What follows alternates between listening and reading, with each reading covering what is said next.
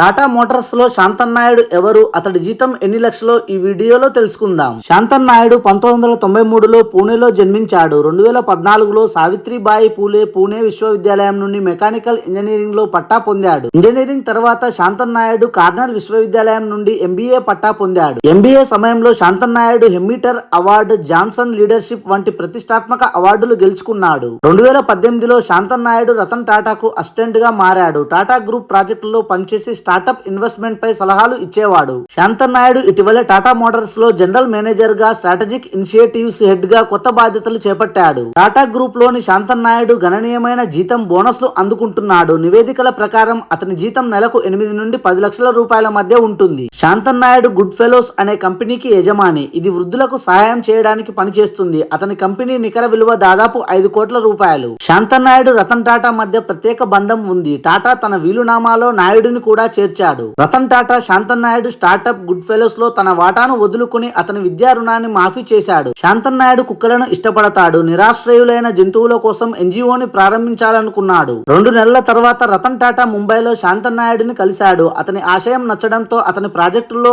ఆయన పెట్టుబడి పెట్టాడు. ఇది వారి మధ్య ఫ్రెండ్షిప్ ని పెంచింది. Thanks for watching this video. For more interesting videos please do subscribe.